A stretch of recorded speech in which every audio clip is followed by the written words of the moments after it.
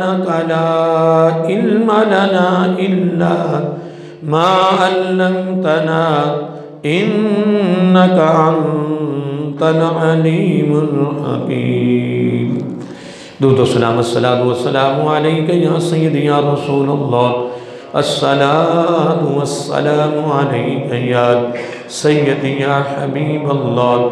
الصلاة والسلام عليك يا سيدي يا نبي الله وعلى آلك وصحابك يا سيدي يا نور الله يا خاتم النبيين يا رحمة للعالمين.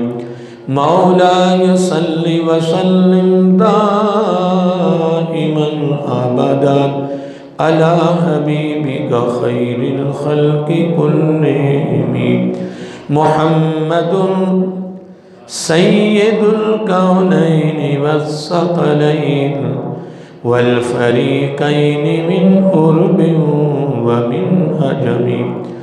هو الحبيب الذي ترجى شفاعته لكل هول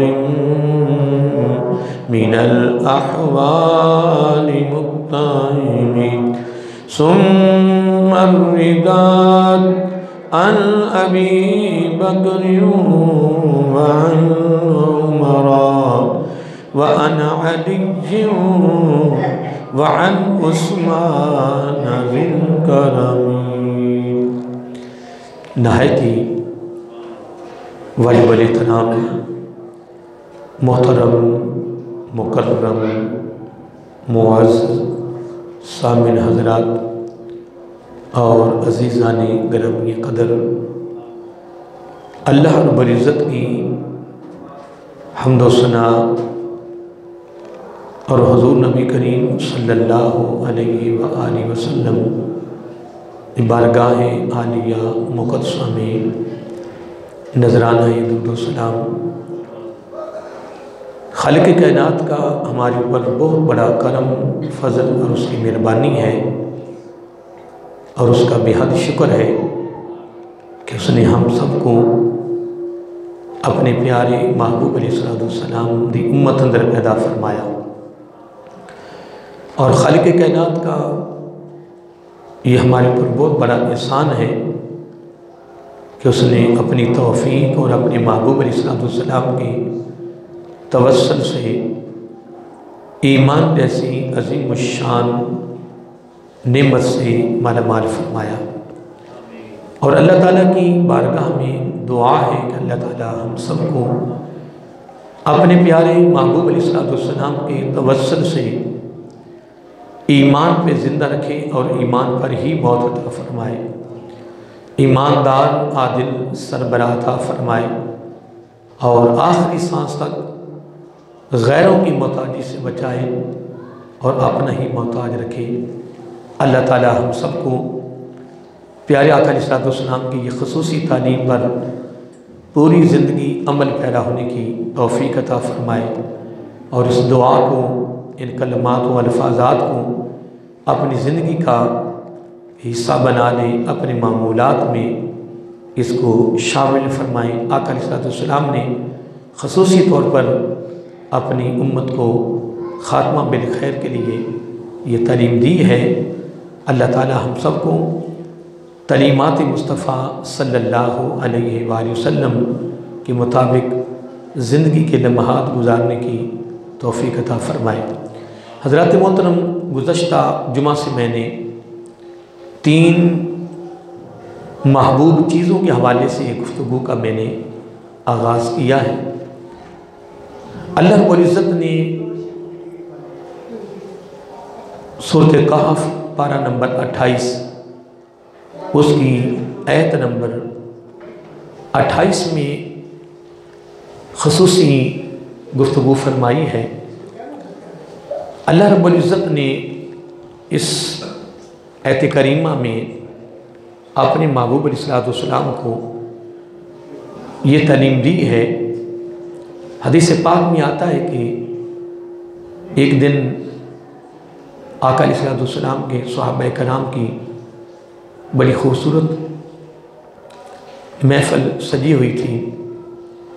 اللہ رب العزت نے اپنے محبوب علیہ السلام کو اس محفل میں، اس تقریب میں، اس مجلس میں بیٹھنے کا حکم کیا،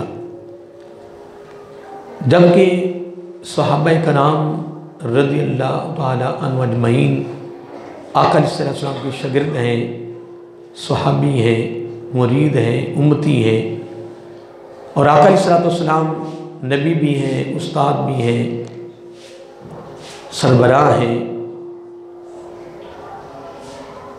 اللہ رب العزت نے اس آیت کریمہ میں خصوصی طور پر اپنے محبوب علیہ السلام کو اس مجلس میں بیٹھنے کا حکم کیا۔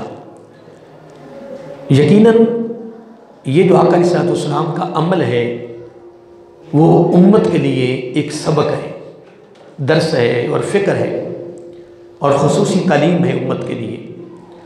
آقا علیہ السلام کا ہر عمل، ہر فعل جو ہے وہ امت کے لیے سنت ہے۔ اللہ تعالیٰ نے اس آیت کریمہ میں بڑا خوبصورت ارشاد فرمایا اور اپنے محبوب علیہ السلام کو خصوصی حکم دیا، فرمایا کہ وَاصْبِرْ۔ اب وَاصْبِرْ کا معنی ہے جمانا، ملانا، بٹھانا، یعنی کسی کے ساتھ جڑ جانا یا کسی کی مجلس میں، کسی کی تقریب میں، کسی کی محفل میں اپنے آپ کو بٹھانا اور جمانا، یعنی اس کا معنی ہے وَاصْبِرْ۔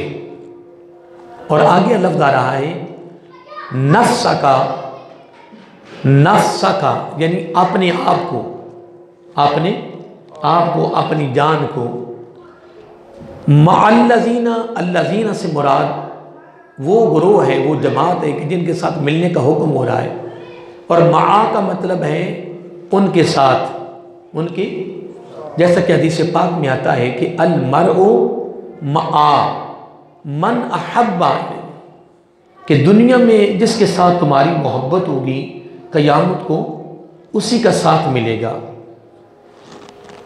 المرء مع کا مطلب ہے ساتھ ہو جانا۔ اللہ تعالیٰ آگے فرما رہا ہے کہ اب ان کے ساتھ ملنے کا حکم کیوں ہو رہا ہے، ان کے بیٹھنے کا حکم کیوں ہو رہا ہے؟ آگے اللہ تعالیٰ نے اس گروہ یا اس جماعت یا صحابہ کرام کی اس مجلس کا جو عمل ہے، وہ جو وہاں عمل کر رہے تھے، جو ان کا فعل، جو ان کا کام ہے، یعنی جو یوں سمجھ لیں کہ جو کر رہے تھے وہ اللہ تعالیٰ کو ادا بڑی پسند آئی، جس کی وجہ سے کیا، جس کی وجہ سے اللہ تعالیٰ نے اپنے محبوب علیہ السلام کو اس مجلس میں بیٹھنے کا حکم کیا۔ اور آگے اللہ تعالیٰ نے ان کا ایک عمل بیان کیا ہے جو اللہ تعالیٰ کو بڑا ہی پسند آیا، جس کی وجہ سے اپنے محبوب علیہ السلام کو وہاں بیٹھنے کا حکم کیا۔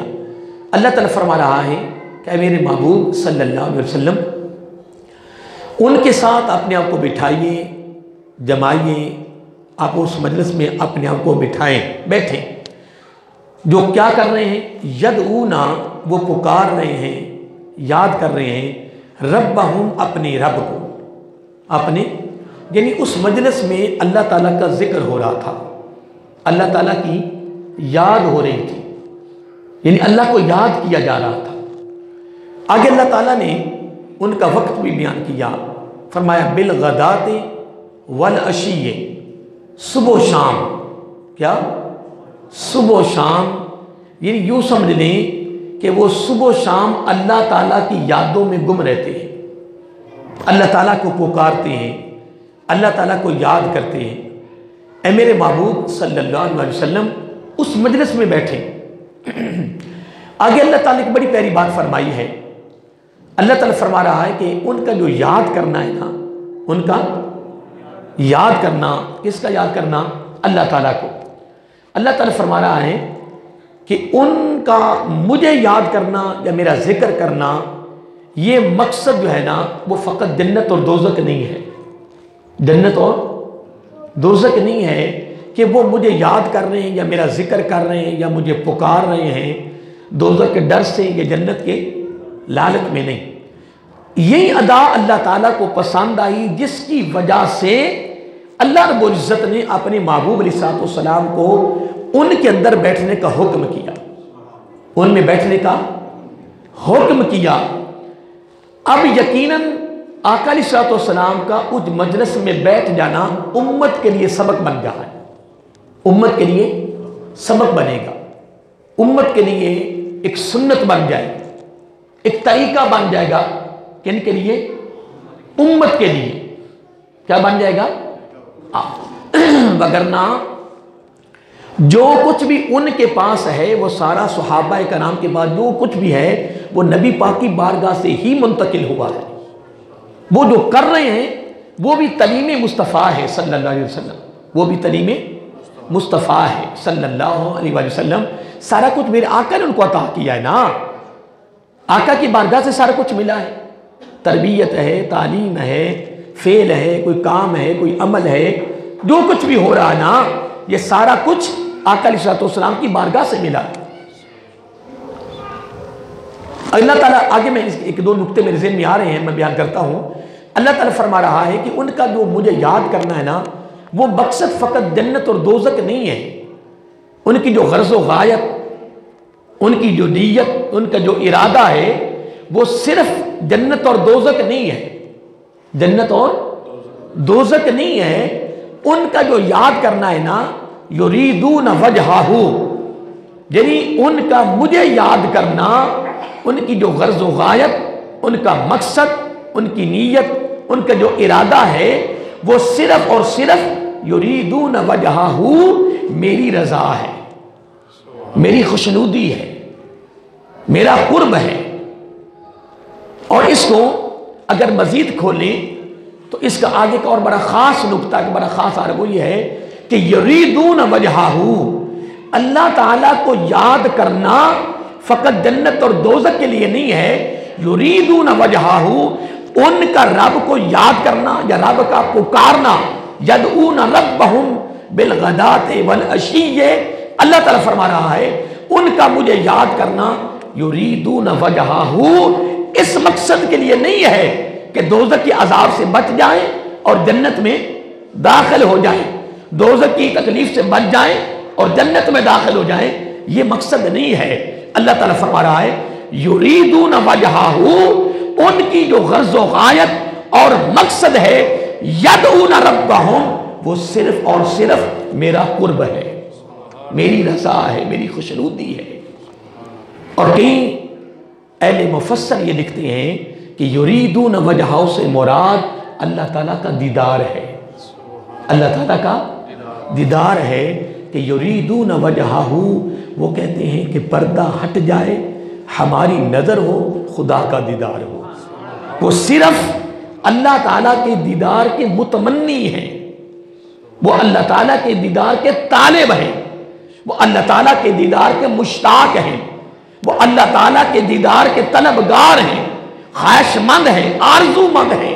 ان کی غرض و غایت، ان کا مقصد، ان کا لالچ، ان کا طمع، ان کی نیت، ان کا ارادہ، خواہش اور آرزو یہ ہے کہ یدعون ربہم، اے باری تعالیٰ تجھے جو ہم یاد کر رہے ہیں وہ جنت اور دوزخ کے لیے نہیں ہے. یریدون وجہہ، وہ صرف اللہ تعالیٰ کے دیدار کے لیے کر رہے ہیں. نمبر ایک. نمبر دو، اگلا جملہ اس سے بھی کمال ہے. اللہ تعالیٰ فرما رہا ہے وَلَا تَعْدُ عَيْنَاكَ عَنْهُمْ، وَلَا تَعْدُ، میں نے کہا ہٹ نہ جائیں. کیا؟ وَلَا تَعْدُ، ہٹ نہ جائیں. کیا؟ ہٹ نہ جائیں، ہٹانی بھی نہیں ہے. عَيْنَاكَ، اپنی نظروں کو. کیا؟ اپنی نظروں کو.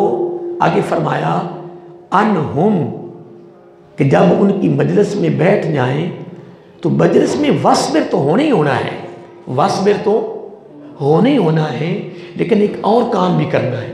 کیا؟ کہ وہ میری بارگاہ میں اتنے محبوب ہیں، یا ان کا مقصد اتنا اعلیٰ ہے، یا ان کا کام، ان کا فعل اتنا کمال، اتنا اعلیٰ اور اتنا عظیم ہے کہ ایک تو وصبر کرنا ہے، اور دوسرا وَلَا تَعْدُ عَيْنَكَ عَنْهُمْ، جب ان کی مجلس میں جم جائیں، بیٹھ جائیں، ان کی مجلس میں آپ چلے جائیں، تو پھر ان کے چہروں سے نظروں کو ہٹانا نہیں ہے، پھر نظریں تمہاری ان کے چہروں پہ جمی رہے، کیونکہ وہ میری بارگاہ میں بڑے محبوب ترین ہیں۔ اب یہاں ایک سوال پیدا ہوتا ہے کہ اللہ تعالیٰ نے، میں کچھ تشریح پچھلے جمعے پہ اس کی تھی، اور کچھ میں اس کے کچھ چاند نکات اور پیش کر رہا ہوں۔ اب اللہ تعالیٰ نے صحابہ کرام رضی اللہ تعالیٰ عنہ اجمعین کی مجلس میں نبی پاک کو کیوں حکم کیا کہ وصبر؟ اصل میں اس کا جو شان نزول، اس کا پس منظر، اس کا جو سیاق و سباق ہے نا، وہ نبی پاک کو حکم ہو رہا ہے صحابہ کی مجلس میں بیٹھنے کا۔ اب کیا نبی اعلیٰ ہے یا صحابہ اعلیٰ ہے؟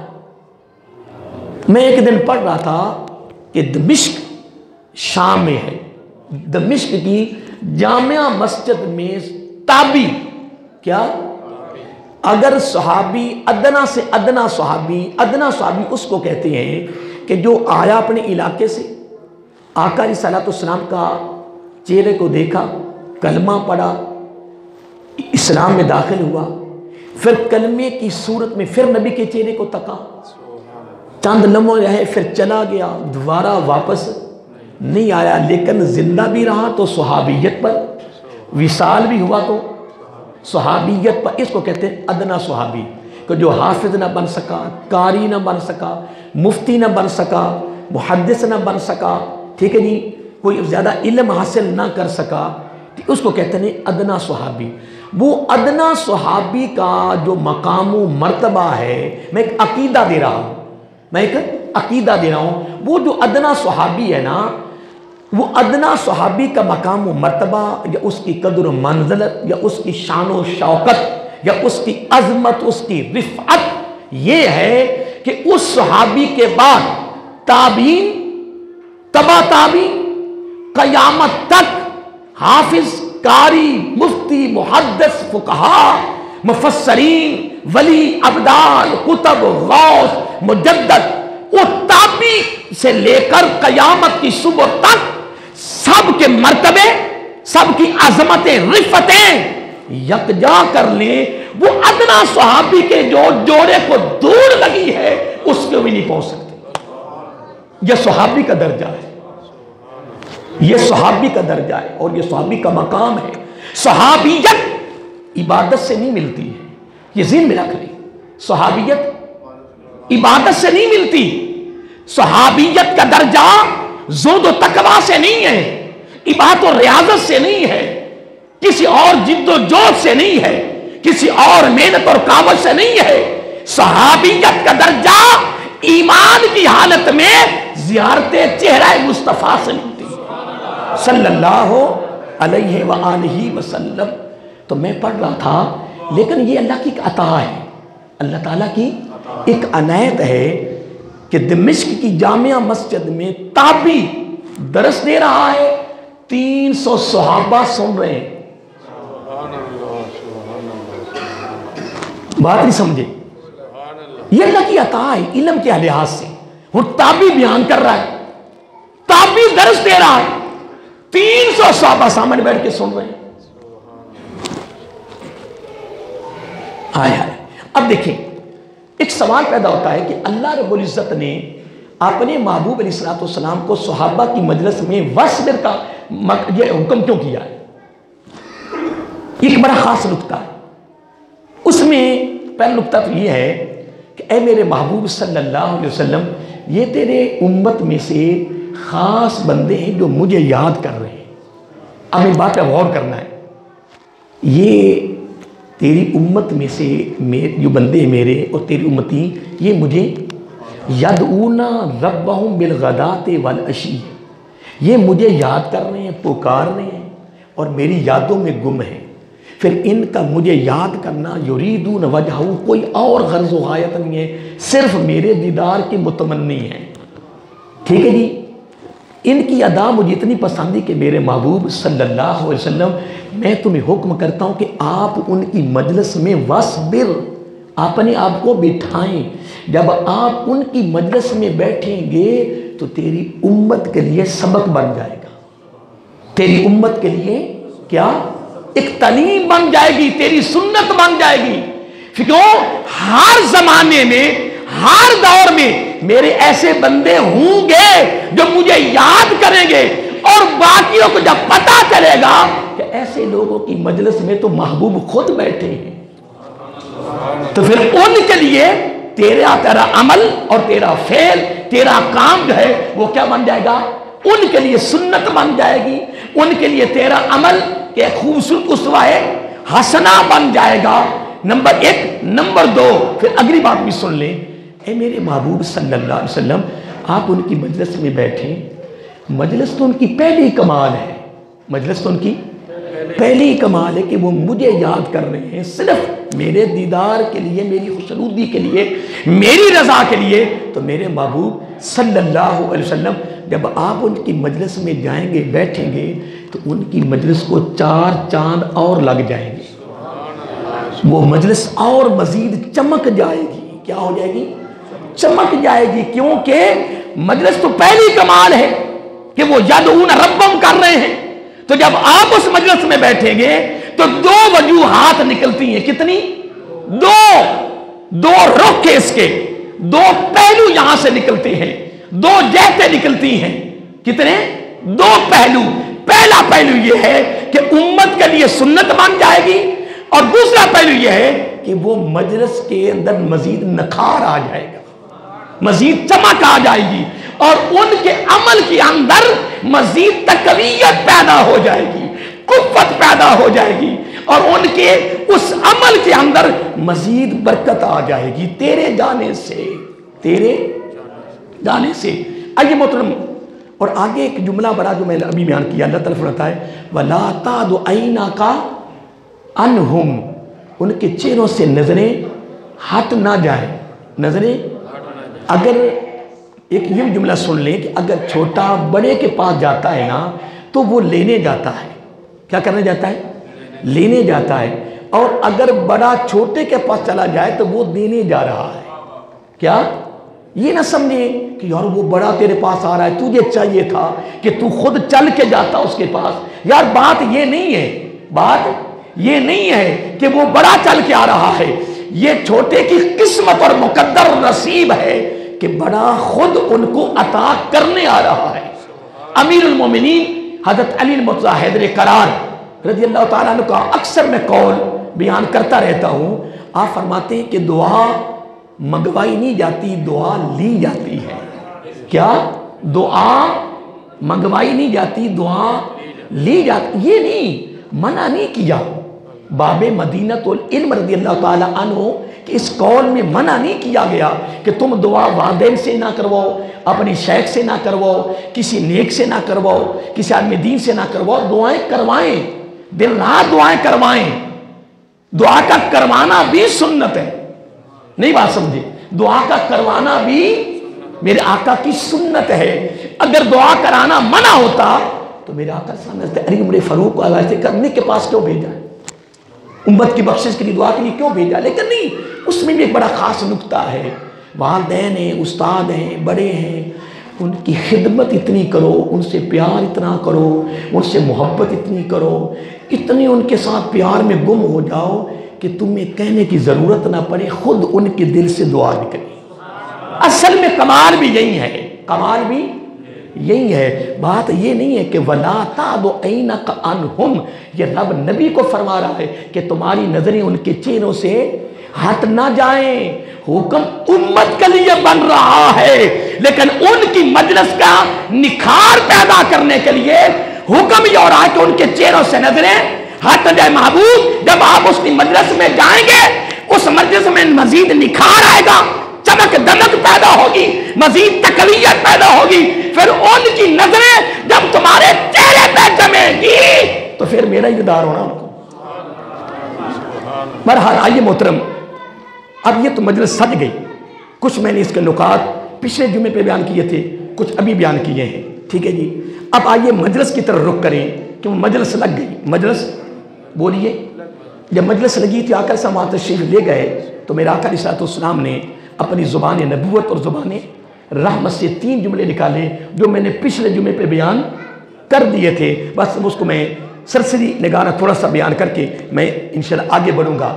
حضرت میرے آقا علیہ السلام جب مجلس میں بیٹھے تو میرے آقا علیہ السلام نے زبان رحمت اور اپنی زبان نبوت سے نا 3 جملے فرمائے. کتنے؟ 3 جملے. میرے آقا علیہ السلام فرمایا کہ حببا الی من دنیاکم. یہ نقطہ میں نے پچھلے جمعے پہ بیان کیا تھا کہ آقا علیہ السلام نے فرمایا تمہاری دنیا سے. کیا؟ اور یہ نقطہ میں نے بیان کیا تھا کہ میرے آقا علیہ السلام کی جس کا دنیا سے تعلق ہی نہیں ہے. یہ نہیں فرمایا کہ مجھے دنیا سے, نہیں فرمایا تمہاری دنیا سے. فرمایا میرا کوئی تعلق نہیں دنیا سے. اب یہ یہاں جو اس جمعے کا نقطہ وہ یہ ہے کہ آقا علیہ السلام اس جملے میں بھی امت کے لیے بڑا سبق ہے. اس جملے میں بھی امت کے لیے ایک بہت بڑا سبق اور درس ہے اور تعلیم ہے اور نقطہ لطیف بڑا سننے والا ہے اور بڑا توجہ طلب ہے. میرے آقا علیہ السلام نے فرمایا من دنیاکم, تمہاری دنیا میں سے. کیا بولیے؟ تمہاری دنیا میں سے. یعنی یوں سمجھ لیں کہ آقا علیہ السلام نے بھی یہاں ایک بڑا نقطہ تعلیمی دیا اپنی امت کو کہ اے میری امت, دنیا نہیں ہے یہ دنیا, یہ دل لگانے والی دنیا نہیں ہے. یہاں نہیں دل لگانا, یا ہم عارضی ہیں. اصل میں ہمارا جو ٹھکانہ جو مقام ہے وہ آخرت ہے. وہ کیا ہے؟ آقا نے فرمایا من دنیاکم, تمہاری دنیا میں سے مجھے 3 ہی چیزیں پسند ہیں جو میں نے پچھلے جمعے پہ بیان کر دی تھی, جس میں سے الطیب والنساء, یعنی خوشبو اور نیک عورت. اور آگے میرے آقا نے بڑا, اس میں میں نے بیان کیا تھا نقطہ کہ میرے آقا نے نا تیسری چیز کا ذکر نہیں کیا, لیکن تیسری چیز کا ذکر کرنے سے پہلے اس کی تعریف پہلے فرمائی. وَجُعِلَتْ قُرَّةُ عَيْنِي, فرمایا جو تیسری چیز مجھے پسند ہے نا وہ اتنی پسند ہے, اتنی پسند ہے, اتنی پسند ہے کہ وہ میری آنکھوں کی ٹھنڈک ہے. ہائے ہائے. وَجُعِلَتْ, نہیں دیکھو نا اتر فرمایا الطیب والنساء, خوشبو پسند ہے اور نیک عورت مجھے پسند ہے. یعنی مختصر کام کیا اور بیان کر دیا. لیکن جب تیسری بات کی باری آئی تو میرا کل پہلے اس کی تعریف کی, اس کی عظمت بیان کی. دیکھو نا جب ماں اور باپ کو زیادہ اولاد کی طرف سے خوشی پہنچتی ہے نا, بہت زیادہ انتہا کی, تو میں ایک ہی جملہ سنا ہے, وہ کہتے بیٹے آپ نے مجھے اتنی محبت دی ہے یا اتنا سکون دیا ہے کہ میری آنکھوں کو تو نے ٹھنڈا کر دیا ہے, یا میری آنکھیں ٹھنڈی ہو گئی ہیں. میں نے اس کے علاوہ کوئی جملہ میں نے نہیں سنا ہے. محبت جب انتہا کو پہنچتی ہے تو اس کی تعریف آنکھوں کی ٹھنڈک ہے. آقا علیہ السلام نے تیسری بات کا ذکر کرنے سے قبل کیا بیان کیا؟ فرمایا وَجُعِلَتْ قُرَّةُ عَيْنِي, تیسری چیز مجھے اتنی پسند ہے کہ وہ میری آنکھوں کی ٹھنڈک ہے. وہ کیا ہے؟ فِي الصَّلَاةِ, وہ نماز ہے. کیا ہے وہ نماز؟ میں آپ سے یہ پوچھتا ہوں, قربان جائیں, جب آقا علیہ السلام نے فرمایا خوشبو مجھے پسند ہے, کیا خوشبو مجھے, نیک عورت مجھے پسند ہے, اور تیسرا جملہ کیا فرمایا؟ جُعِلَتْ قُرَّةُ عَيْنِي فِي الصَّلَاةِ. تیسرا جملہ کیا فرمایا؟ فرمایا نماز میری آنکھوں کی ٹھنڈک ہے. اے میرے آقا کی امتیوں, جب آقا علیہ السلام نے 3 چیزوں کو پسند کیا ہے تو امتی تیری کامیابی کا راز بھی اسی میں ہے کہ جو نبی کی پسند ہے وہ تیری پسند ہو. اب اس مجلس میں, اس محفل میں جو خوبصورت لگی ہوئی تھی, جس کے لیے وَاصْبِرْ نَفْسَكَ کا حکم تھا, آقا علیہ السلام نے جب اپنی زبان نبوت سے اور زبان رحمت سے 3 چیزوں کو بیان کیا. کتنی؟ حُبِّبَ إِلَيَّ مِن دُنْيَاكُمْ, کہ تمہاری دنیا میں سے مجھے کتنی چیزیں پسند ہیں؟ 3. وہ آپ کو یاد ہو گئی ہیں. ابھی یہ میں چیزیں بیان کر رہا ہوں, اب اس پر جو ہماری گفتگو ہوگی وہ بعد میں شروع ہوگی. خوشبو پر علیحدہ جمعہ پڑھائیں گے انشاءاللہ, اس کی تعریف پر انشاءاللہ, نیک خواتین پر علیحدہ پڑھائیں گے, اور نماز پر مختلف, یہ انشاءاللہ 21 چیزیں ہیں. کتنی ہیں؟ 21 ہیں, اور 21 کو بیان کر کے پھر انشاءاللہ اس پر کوشش کریں کہ ایک علیحدہ جمعہ شروع کریں انشاءاللہ اس کی تعریف میں، ٹھیک ہے جی۔ ابھی تو مجلس لگی ہوئی ہے، ابھی تو مجلس میں اپنے موقع پیش ہو رہے ہیں۔ اب اتنی بات کرنے کے بعد پھر حضرت ابو بکر صدیق کی باری آ گئی رضی اللہ تعالیٰ عنہ۔ آپ کہتے ہیں فقال ابو بکر صدیق رضی اللہ تعالیٰ عنہ صدقت یا رسول اللہ صلی اللہ علیہ وسلم وحبب الی من الدنیا ثلاث النظر الی وجه رسول اللہ صلی اللہ علیہ وسلم وانفاق مالی علی رسول اللہ صلی اللہ علیہ وسلم وان یکون ابنتی تحت رسول اللہ صلی اللہ علیہ وسلم۔ اب اس مجلس میں چاروں یار بھی موجود ہیں، کتنے؟ خلفائے راشدین ہیں۔ پہلے آقا علیہ الصلوۃ والسلام نے اپنی محبوب 3 چیزوں کو بیان کیا ہے۔ اب باری آ رہی حضرت ابو بکر صدیق رضی اللہ تعالیٰ عنہ کی، چاروں یار بھی 3 چیزیں بیان کریں گے، پھر جبرائیل علیہ السلام اپنی 3 چیزیں بیان کریں گے، پھر آخر میں کمال ہے کہ پھر سید الملائکہ چلے گئے، پھر آگے فوراً عرض کرتے یا رسول اللہ صلی اللہ علیہ وآلہ وسلم۔ رب فرماتا ہے مجلس بڑی پیاری ہے، مجلس بڑی پیاری، محفل بڑی پیاری ہے، سب نے اپنے اپنی پسند کی 3 چیزیں بیان کی ہیں، ایس جبریل جلدی پہنچ اور میری بھی پسند کی 3 چیزیں بیان فرما۔ آخر میں میرا رب کی باری آئے گی انشاءاللہ۔ ابھی دوسرے نمبر پہ کون ہے؟ یہ باتیں اپنے ساتھ یاد رکھنی ہیں۔ چلو عربی تو نہیں یاد، عربی تو مجھے بھی پتہ کہ یاد رہے یا نہ رہے کہ نہیں جی، یہ تو اصول برکت کے لیے میں بیان کر رہا ہوں نا، لیکن چیزیں اپنے یاد رکھنی ہے، ٹھیک ہے جی۔ خوشبو، نیک عورت اور نماز، یہ آپ کو چیز یاد ہوگی۔ اب آئیے حضرت ابو بکر صدیق کی طرف